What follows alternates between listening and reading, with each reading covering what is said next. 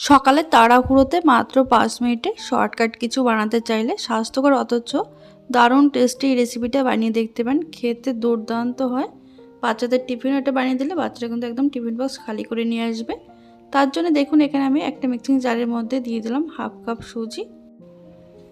এবার সুজিটা একটু মিক্সিতে গুঁড়ো করে নেব। এটা ভিজিয়ে রাখার দরকার হয় না, একদম চটজলদি রেসিপিটা তৈরি করে নেওয়া যায়।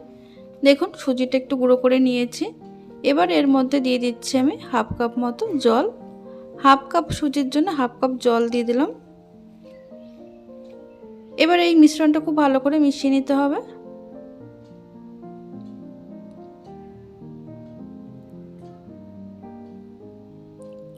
দেখুন সুজি খুব ভালো করে মিশিয়ে নেওয়ার পর এবার এর মধ্যে আমি দিয়ে দিচ্ছি একটা ডিম। এখানে আপনারা ডিমের পরিবর্তে টক দইও দিতে পারেন। ডিম দিয়ে খুব ভালো করে মিশিয়ে নিচ্ছি। এটা 1 মিনিট আমি খুব ভালো করে ফেটিয়ে নেব।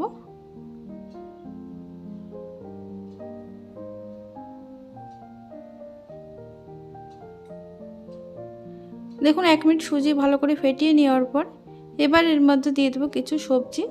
দিয়ে দিচ্ছি আমি এখানে 1 টেবিল চামচ মতো গ্রেট করা গাজর, দিয়ে দেবো 1 চামচ পেঁয়াজ কুচি, তারপরে দিয়ে দেবো 1 চামচ মতো টমেটো কুচি, তারপরে দেখুন দিয়ে দিচ্ছি এখানে একটা কাঁচা লঙ্কা কুচি ঝালের জন্য, তারপরে দিয়ে দেবো খুবই সামান্য গ্রেট করা আদা।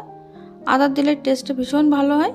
তারপরে দিয়ে দিচ্ছি 1 চামচ মতো ধনেপাতা কুচি। এবার এর মধ্যে দিয়ে দিচ্ছি দেখুন খুবই সামান্য হলুদ।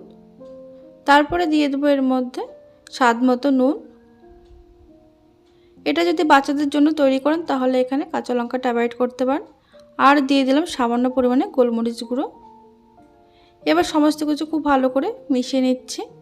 এখানে আপনারা আপনাদের পছন্দ মতো সবজি মিশিয়ে নিতে পারেন।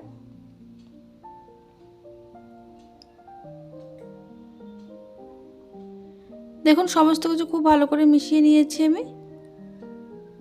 এটা রেস্টে রাখার দরকার পড়বে না, এটা সঙ্গে সঙ্গে আমি বানিয়ে নেব। আর ব্যাটারটা দেখুন ঠিক কীরকম হবে, এরকম ঘনত্ব রেখেছি।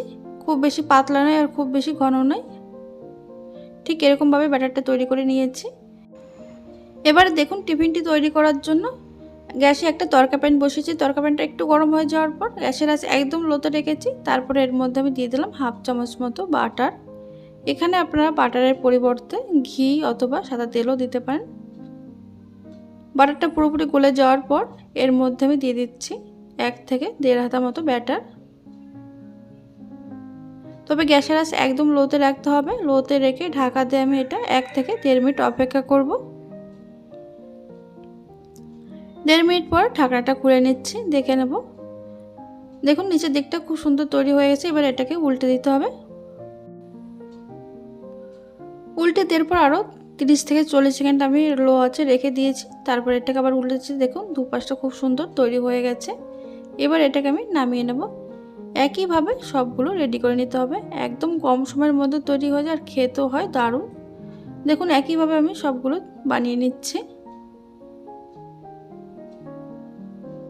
রোজ রোজ একঘেয়ে টিফিন বা একঘেয়ে জলখাবার খেতে ভালো না লাগলে আটা ময়দা ছাড়াই এই রেসিপিটা বানিয়ে দেখতে পারেন, সবার ভীষণ ভালো লাগবে। এটা টমেটো চাটনি হোক বা টমেটো কেচাপের সঙ্গে খেতে দারুণ লাগে। দেখুন এখানে আমি আগে দুটো বানিয়ে নিয়েছি আর দেখুন কত সুন্দর হয়েছে, ভেতরটা খুব সুন্দর তৈরি হয়েছে। এটা একবার খেয়ে দেখুন আর ভিডিওটি ভালো লাগলে লাইক করতে ভুলবেন না। ধন্যবাদ।